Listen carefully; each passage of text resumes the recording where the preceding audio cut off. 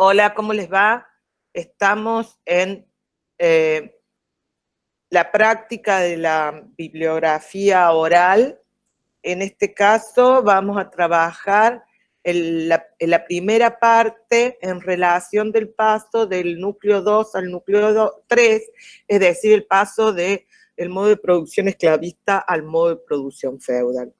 Por supuesto, también tenemos que decir que en términos del positivismo, la periodización que la hacen valer para todo el planeta, pero en este caso sabemos que el materialismo dialéctico solo lo hace para Europa, tendríamos que decir que es el fin de la edad antigua para inicio de la edad media. En nuestro caso no vamos a aceptar esto, aunque vamos a decir que ese siglo V, con la caída de la capital del Imperio Romano de Occidente, es decir, con la caída de Roma en manos de los germánicos dirigidos por Alarico, es la clave, ¿no? Entre ese 410 y ese 457, que son las dos veces que Roma va a ser invadida. ¿Qué son las cosas importantes en términos de periodización que tenemos en cuenta? Cuando definimos los conceptos de los modos de producción e indicamos la particular forma de ese modo, tiene que ver con aquel componente que produce mayor acumulación de riqueza. Es decir, hablamos del modo de producción esclavista y no quiere decir que solo haya amo y esclavo. Hay gente libre, hay gente artesana, pero no es lo que acumula riqueza. Como cuando hablamos de las comunidades comunitarias, puede haber algo que tenga como una propiedad privada, es decir, algo que sea del pronombre mío posesivo, pero no es lo dominante, no es lo que acumula la riqueza. Este es el primer dato en términos de periodización. Y lo que nosotros hablamos en términos materialistas dialécticos es que hay dos formas de cambio de modo de producción. Dos formas. Una, lo que se le llama el modelo de acumulación natural propia de la contradicción de un paso de un modo a otro, y por el otro lado, la modalidad de catástrofe. Nosotros podríamos dar varios ejemplos de modalidad de catástrofe, pero yo indicaría como dos en términos de los procesos de globalización de modo de producción, porque tenemos por un lado ese modo de producción comunitario primigenio, que empieza en África y se va extendiendo según la especie, va poblando el mundo, llegando allá hace 40.000 años atrás también a América, y luego la diversificación en los procesos de urbanización, domesticación de especies vegetales, animales, y cómo se maneja el uso de la distribución del excedente. Y por el otro lado, otro modo de producción que se globaliza, que es el capitalismo, ¿no? Por la influencia que tiene, por su expansión.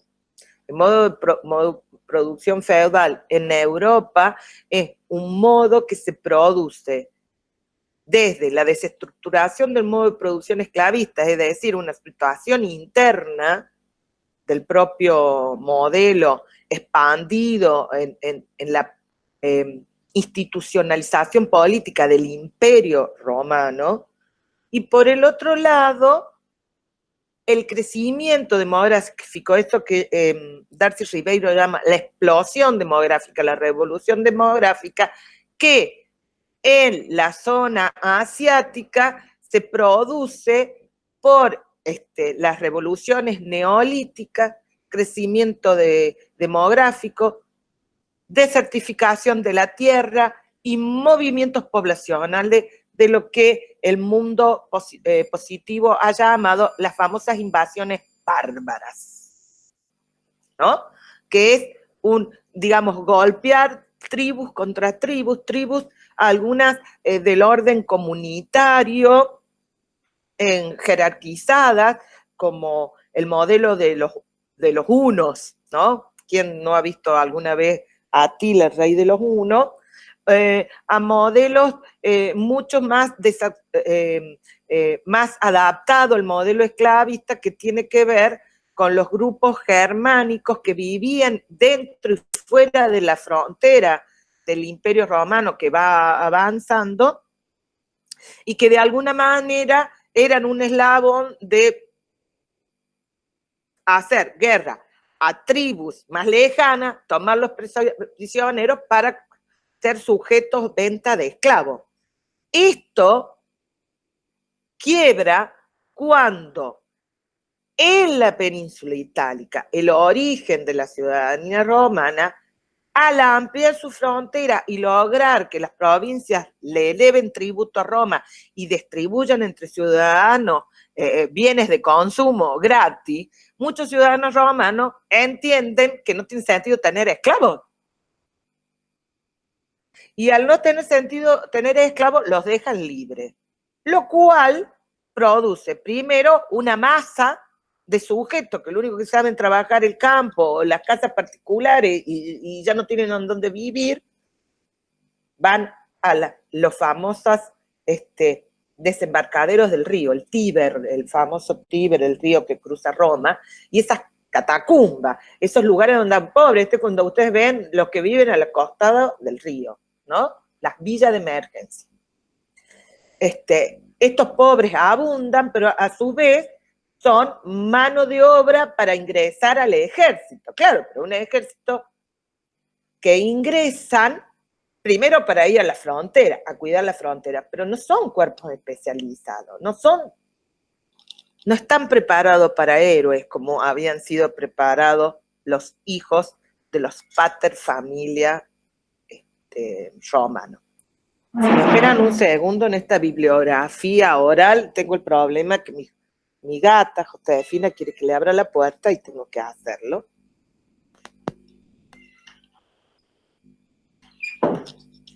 Bueno, después de la pausa de la lectura, sigamos con esta lectura. Entonces decíamos, el cambio del modo de producción esclavista al modo de producción feudal se da entre la desestructuración del propio modo de producción esclavista más la catástrofe de las invasiones de los pueblos, las tribus germánicas, indoeuropeas, indoeuropeas, vienen de allá, desde Asia.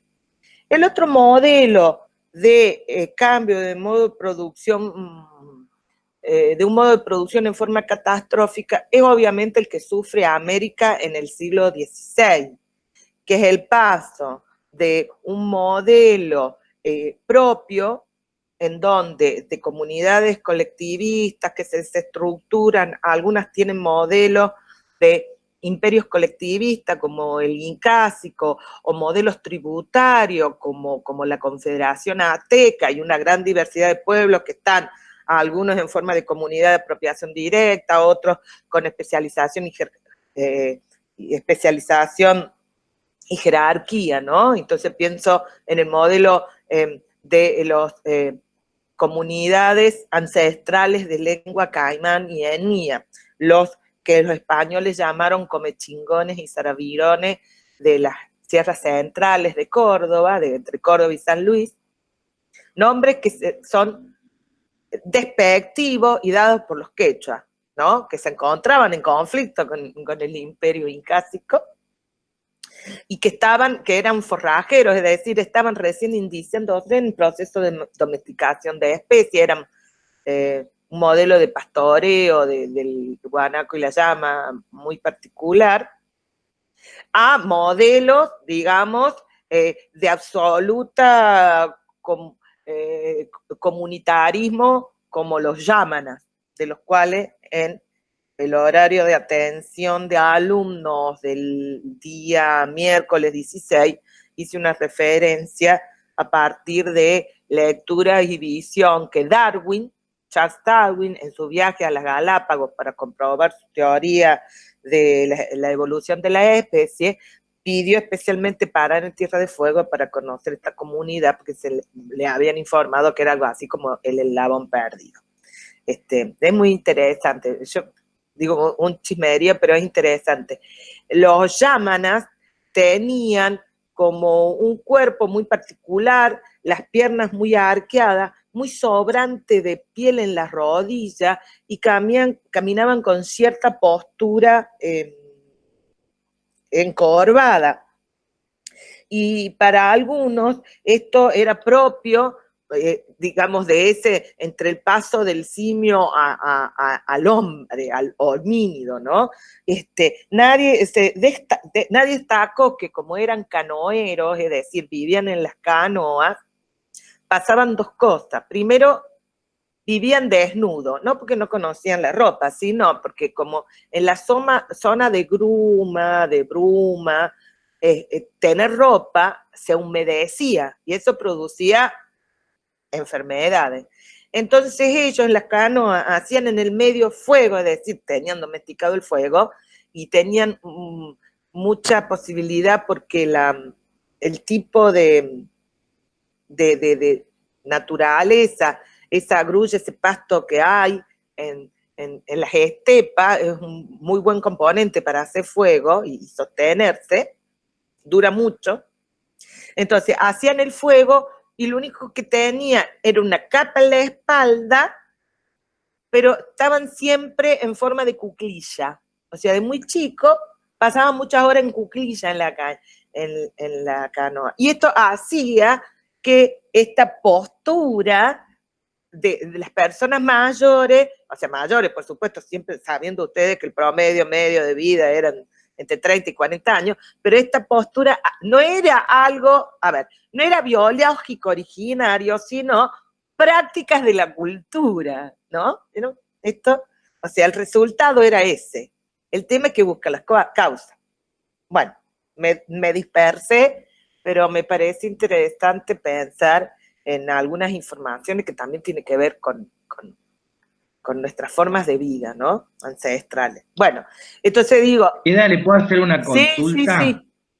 Esto que nombra usted de, de la catástrofe, cómo hace que el paso de un modo de producción al otro, ¿tiene que ver también con las contradicciones internas al interior del mismo modelo? Bueno, en el caso del modo de producción esclavista hacia el modo de producción feudal, absolutamente. Porque justamente lo que está allá en juego, y digo allá en Europa, es que se encuentran comunidades casi en una relación empatada demográfica. Había tanta población en el Imperio Romano con raíz romanizadora, latinista, como la cantidad de grupos germánicos, tribus indoeuropeas que intentaban ingresar al imperio. En el caso americano, uno podría decir cuál fue la causa de 130, 140, 500 españoles que vinieron en las primeras etapas entre esos últimos años del siglo XV y las primeras décadas del siglo XVI, enfrentaban poblaciones, que no es lo mismo la llaman, que eran comunidades pequeñas, como toda comunidad de apropiación directa de naturaleza, a comunidades. Se piensa que el imperio incásico tenía aproximadamente 90 millones de habitantes. Voy a decir, bueno, 130 españoles, ¿cómo hicieron para dominar?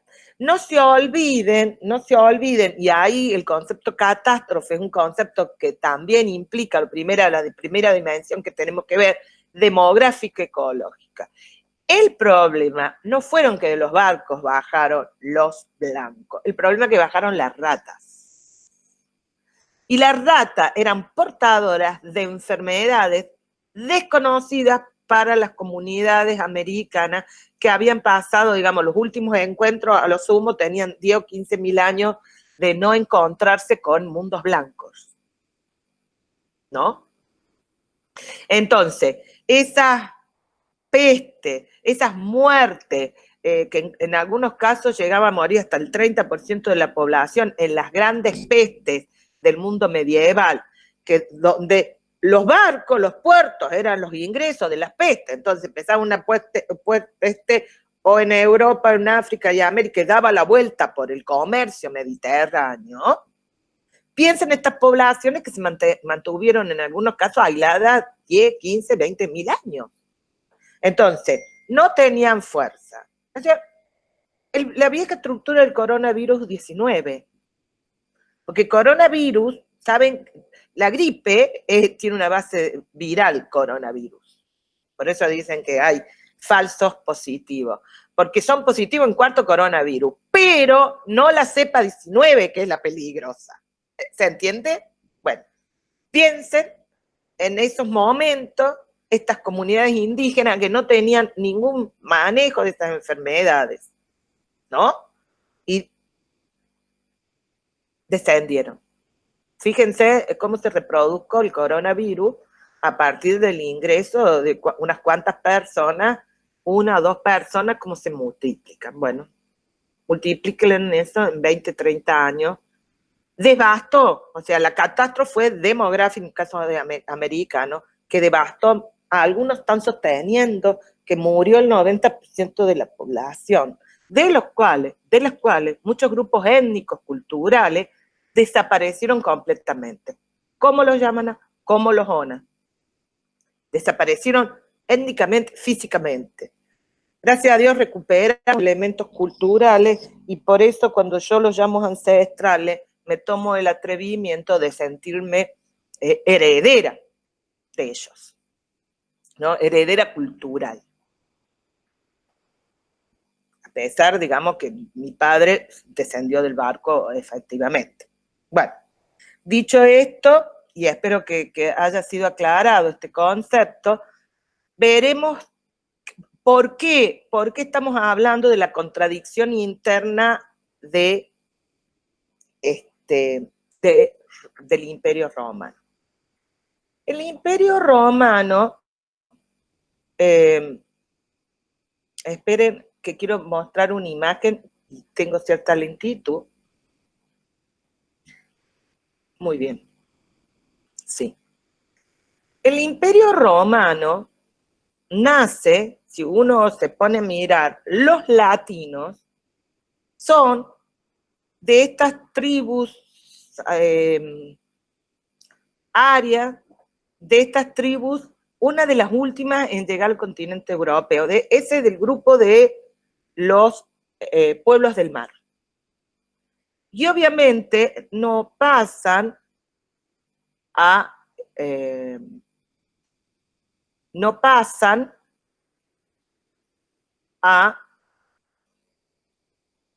el mundo griego, es decir, esa península griega, sino que tienen que seguir hacia el oeste. Bueno, si conocen algo de Europa, sabrán que tienen ahí las estructuras balcánicas. ¿Se ve el mapa? Sí, se ve. Perfecto. Entonces, yo me voy a referir, lo voy a mostrar.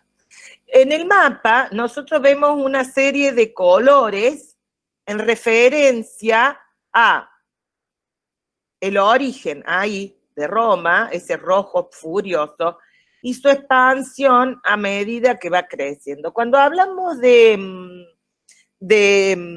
Imperio Romano, entonces lo primero que tenemos que decir que es una tribu que ha domesticado a especie de caballo, que son los latinos, que llegan al valle del río Tíber, ubicado entre las famosas 7 colinas de Roma, de este valle, y vienen justamente escasos de población femenina. Ahí ya están asentadas muchos grupos aldeanos de diversidad heterogénea, grupos étnicos lingüísticos, como por ejemplo los etruscos y los sabinos. Cuenta la leyenda de este Rómulo y Remo que cuando llegan en realidad y marcan el cerco, no tenían mujeres.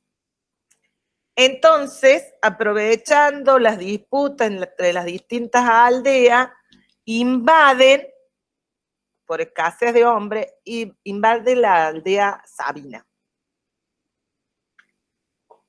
Cuando los sabinos vuelven de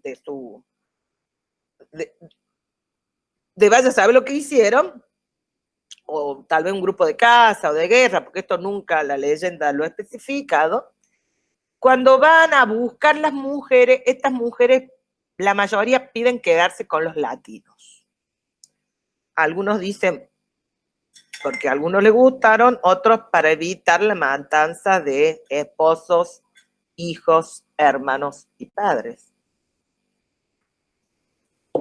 De esta leyenda, si hay algo que queda en la transmisión judeo-cristiana, greco-latina, es esto que en la noche de bodas el marido hace pasar a la nueva casa, la casa de esposo, en brazos a la mujer, porque justamente estas sabinas no quisieron entrar en esa casa. El rapto de las sabinas. Así que esta romántica idea de mujeres que son pasadas de la puerta de afuera al mundo interno de la casa, una idea muy romántica, en realidad es recuerdo de algo brutal, ¿no? O sea, digo, cómo se transforman ciertas ideas. Bueno, entonces, el mundo latino, este mundo empieza con esa pequeña polis, una polis, en donde inclusive tienen que negociar con los etruscos, y en esa primera etapa de desestructuración es una etapa en donde conviven con reyes etruscos. Entonces, periodo de la monarquía, los famosos 12 monarcas que hay, tiene como expresión un control de establecer, allá en el siglo VIII, fíjense, nosotros decíamos siglo XI, los dorios en el Peloponeso, siglo IX, los jonios en el Ática, y acá estamos en el siglo VIII, o sea, ven, son los que van llegando tarde y se van corriendo, pero tiene una estructura de polis y por un acuerdo, ellos en esa lucha que también tuvieron, de nuevo, caballeros conoplitas, los modelos aristocráticos, se resuelven en una estructura de lo que se llamó la república senatorial. O sea, los pater mantienen las estructuras tribales, es decir, los pater familia, los de clan, representan esos senadores, los hombres mayores que manejan a toda la familia, y el concepto de la familia es un concepto amplio.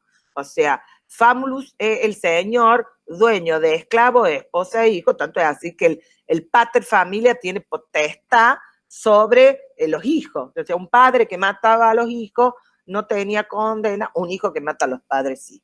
Todavía hoy tenés más pena como hijo matando a tus padres que un padre matando a un hijo, ¿no? Digo, porque respondemos a este derecho romano todavía. Bueno, entonces, el modelo de avance es que a medida que el crecimiento de la población, el crecimiento demográfico romano crece y los cuerpos de los jóvenes romanos se dedican a la guerra, digamos, aprenden las formas de guerra, esto le permite ir dominando territorio, más tierra y más esclavo. Entonces, de alguna manera, el crecimiento demográfico romano lo van resolviendo, ampliando el territorio, porque habían llegado menos a esa península itálica, cosa que no había pasado con esa redistribución en esas 1500 polis de la península griega. Esto es lo que uno llama en materialismo dialéctico, el modo de producción esclavista no llega a su plenitud en Grecia, está limitado. Mientras que en Roma, el Imperio Romano va ampliando esta posibilidad. Y en ese sentido, uno tiene que decir, bueno, llega a dominar toda la Hispania, ¿sí?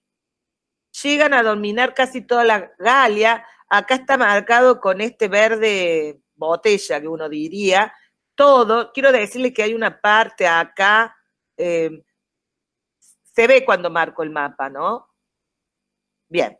Sí, sí, Eda. Perfecto. Toda esta parte acá, que es la Galia Norte, no llegó a ser conquistada.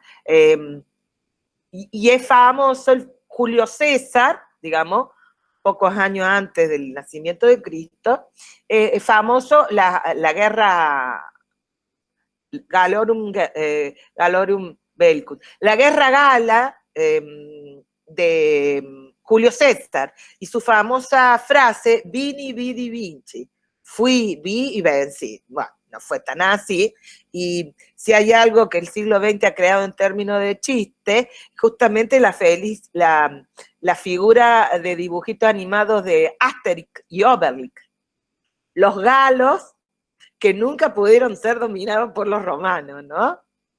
Bueno, esa es la venganza de los galos, Asterix. Bueno, inclusive llegan a dominar parte de las islas británicas, y esta ampliación va a llevar a ese siglo I antes de Cristo, justamente va a llegar a Egipto y a Jerusalén, ¿no? Lo digo por la importancia que tiene en función de lo que es el mundo cristiano.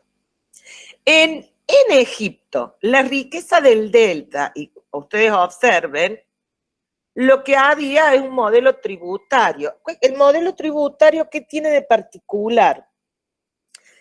Te dejan tener tu gobierno propio siempre y cuando las cabezas de ese gobierno estén de acuerdo con el mundo romano, ¿no?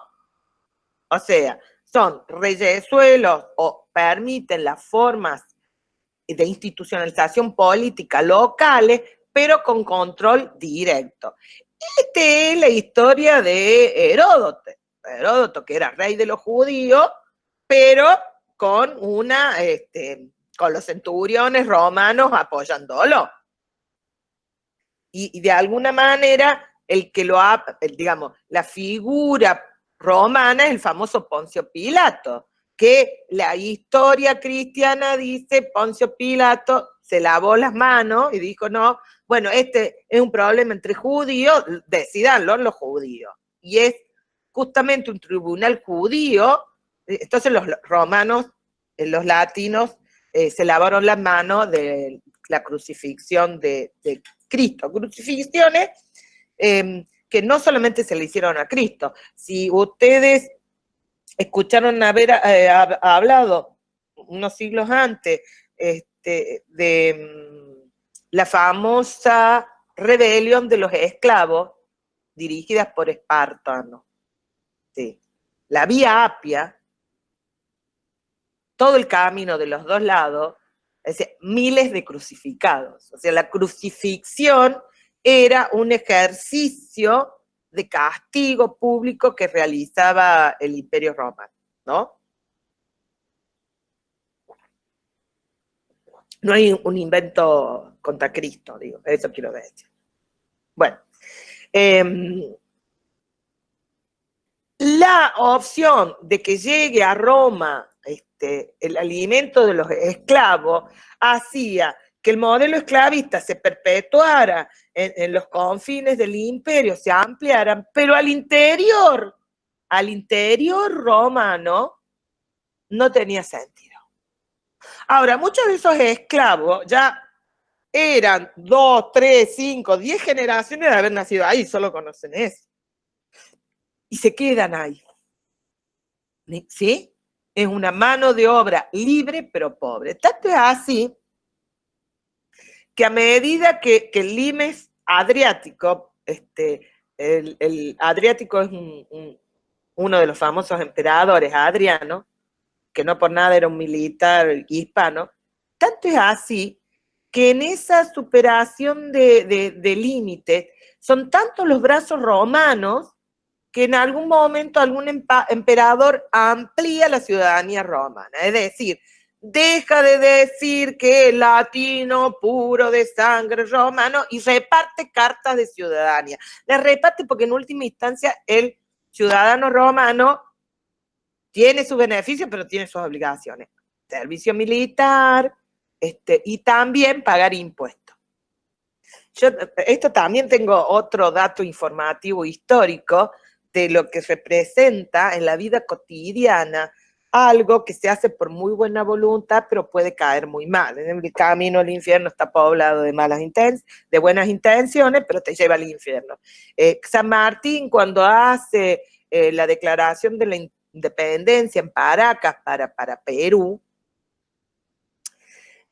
lo primero que hace es abolir el estatus de indio y abolir el impuesto indígena, ¿no? Como un resarcimiento de derechos. A los pocos meses, los indios piden que vuelva el estatus de indio el impuesto, porque el pago de propiedad era más caro que el impuesto indígena, entonces a ellos les convenía el impuesto indígena, o sea, el derecho por sí solo para ellos no significaba nada, ¿no? O sea, digo, bueno, estos principios, ¿no?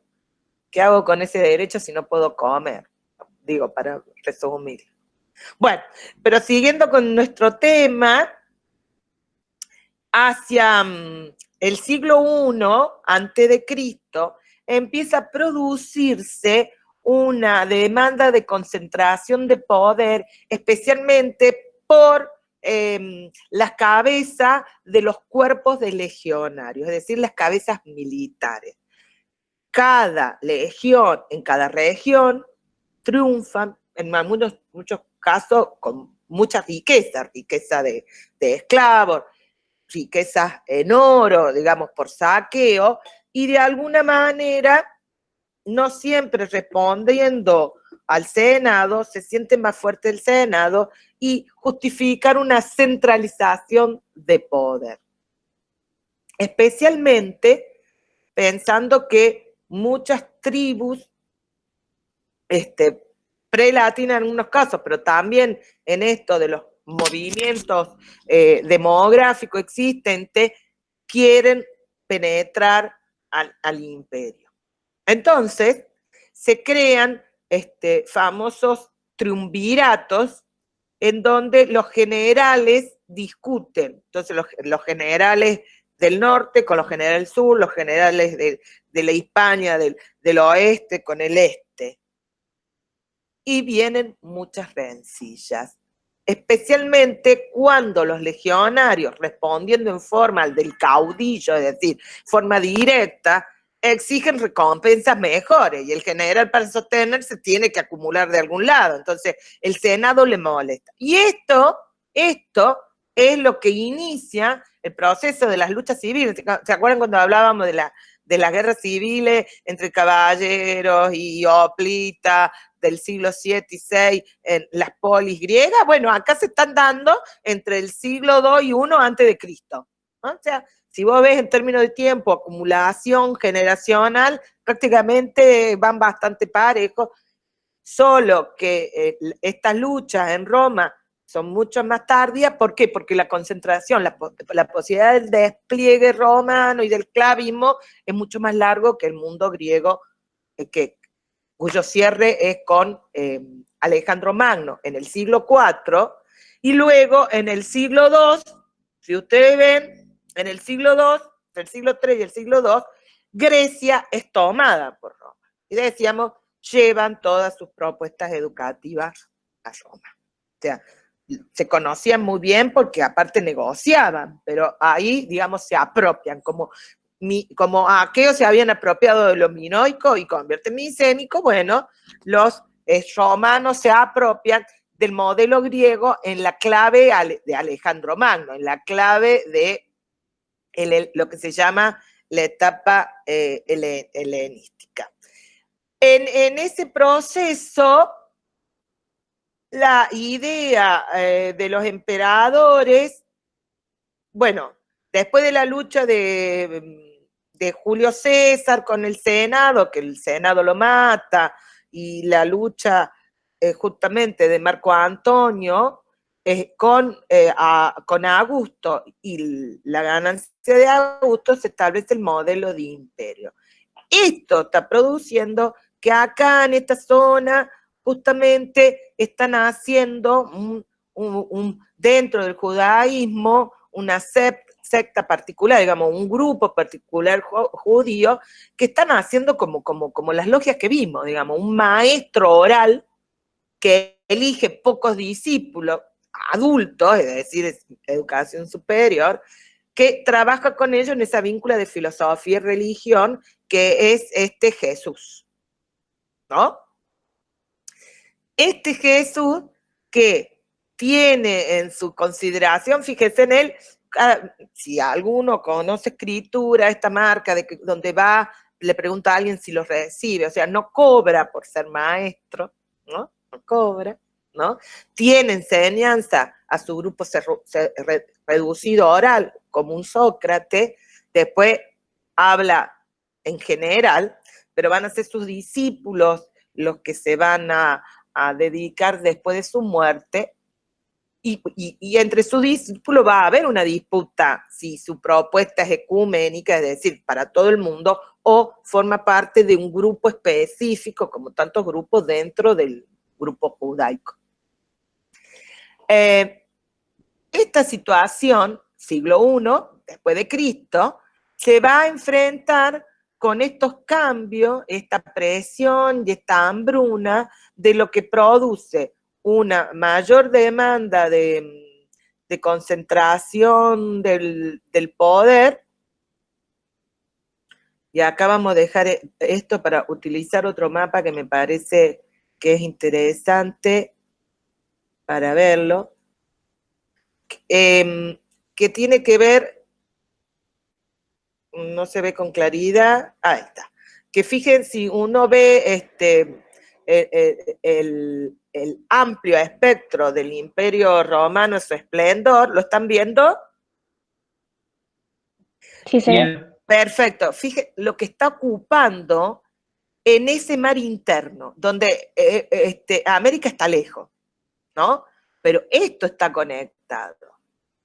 Donde Alejandro Magno había también en esta zona, y llegado hasta acá, bueno, este es el nudo Pamir, acá están las estepas de Atila que van empujando, esto va dándole una unidad en la diversidad, como siempre decimos, pero hace que todo este dominio y todas estas riquezas que van a Roma no tenga sentido los esclavos, pero a su vez libertos, como se les dice, están pasando hambre, porque sostener el ejército, la paga del ejército, el alimento del ejército, aunque la mayoría robaban en terreno, es muy grande, ¿sí?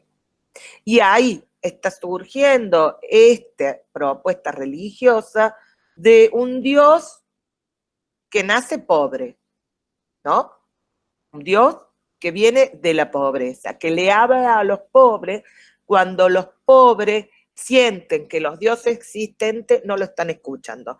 Es como cuando el mundo americano, las comunidades que entraban en estas crisis sanitarias, es decir, cuando venían estas epidemias, se acercaban al chamán, al médico brujo, y le decía, salvanos, y el médico brujo decía, yo no tengo forma de salvarle.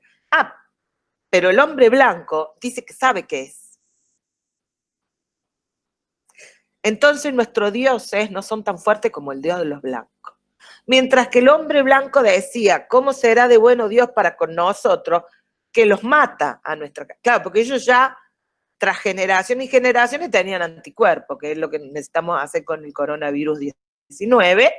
Dice, nosotros tenemos anticuerpos. Dice, Dios los mata por nosotros. Esta es una percepción de cosmovisión que quiebra el espíritu y las posibilidades de los desarrollos materiales. Hay una desazón sobre los dioses existentes. que no son uno de ellos, por ende no pueden mirar como ellos. Y este cristianismo que dice que los pobres heredarán la tierra, que le hablan directamente Le a hago ellos. le hago una pregunta, Eda. ¿Esta desazón era justamente en estas, en estos pobres que habían sido libres o era en toda Roma? Bueno, no en toda Roma, volvamos a hablar, dentro de los espacios del Imperio Romano. Si vos ves el crecimiento, en realidad, es más, o sea, si sabes algo, ¿dónde muere María? Mejor dicho, sí, ¿dónde es elevada María? Muerto Cristo, ¿dónde va a vivir María? Al... A Me Éfeso, mata. lo que hoy es Turquía. O sea, las primeras Bien. expansiones son hacia Asia, Hacia ¿sí? Asia, sí, sí, sí. Son a Egipto, Sí, los famosos cristianos coptos. No es en la península itálica, ¿sí? Lo que bien. pasa que en cada lugar de la frontera hay legionarios. Son los legionarios los que van a transmitir. Es algún comprador, vendedor, algún comerciante, algún esclavo que en las idas y venidas de las recorridas, de las rutas de comercio, además de las cuestiones materiales, también van las cuestiones ideológicas. Ideológica, claro. ¿Sí? Entonces, Pero, no te olvides que lo que estamos hablando acá es siglo I, siglo II, siglo III después de Cristo. Es decir, esto no es que en un día se dan, son no, no, no, no. promedio Son medio. siglos y siglos. Bien, pues esa promedio medio de vida, 50 años, estamos hablando de 4, 5, 6 generaciones. Entonces, no solamente va a aprender en pobres, hay pobres que se enriquecen. Digo, no solamente queden pobres, pero sí estamos Claro, pero yo hablando decía de mucha de angustia estos en que pobreza. eso, que está desolada y que está ajustada, y que este mundo religioso de los dioses no le estaba dando respuesta Muy bien. Acá a vamos esa, a parar esta primer capítulo de la bibliografía oral del inicio del núcleo 3, que si ven, fijan, en realidad estamos hablando del fin del núcleo 2, digamos, de la etapa feudal, y después seguimos con la segunda, el segundo capítulo de la bibliografía oral para entender el núcleo 3. Espero que les haya servido. Cualquier duda, ya sabe, la suben en nuestros foros.